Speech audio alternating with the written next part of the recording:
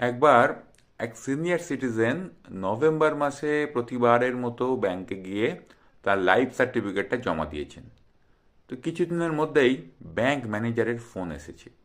Manager খুব বিনীত নম্রভাবে বলছেন যে স্যার, আপনার লাইফ সার্টিফিকেট আমরা পেয়েছি, কিন্তু দুঃখের বিষয় হলো গত বছর আপনি যে লাইফ সার্টিফিকেটটি জমা দিয়েছিলেন সেটা কোনো কারণে আমাদের ফাইল থেকে হারিয়ে গেছে।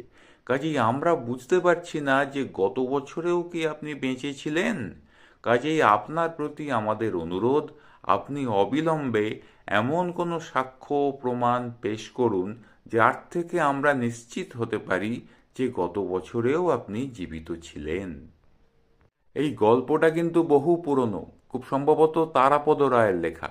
কাজেই ধরে নেওয়াই যায় যে সেই ম্যানেজার আজ আর জীবিত নেই, কিন্তু তিনি আছেন।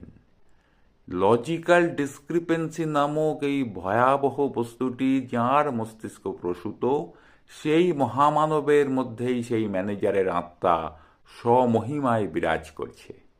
এই মুহূর্তে রাজ্যে চলছে মাধ্যমিক পরীক্ষা, আর মাধ্যমিক শেষ হতে না হতেই শুরু হয়ে যাবে উচ্চ মাধ্যমিক।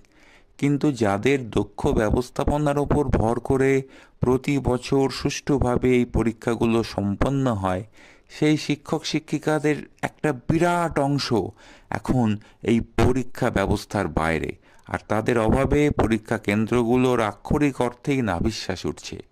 সেই সব শিক্ষক শিক্ষিকারা এখন কোথায়?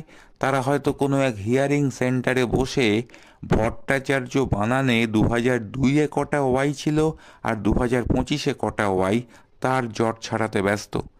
পিতা পুত্রের বয়সের ব্যবধান বিপদসীমার ওপর দিয়ে বইছে না তলা দিয়ে, সেই নিয়ে তারা এখন লড়ে যাচ্ছে।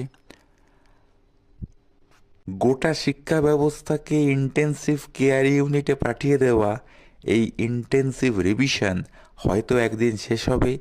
শিক্ষক শিক্ষিকারাও ফিরে আসবেন তাদের প্রকৃত কর্মস্থলে।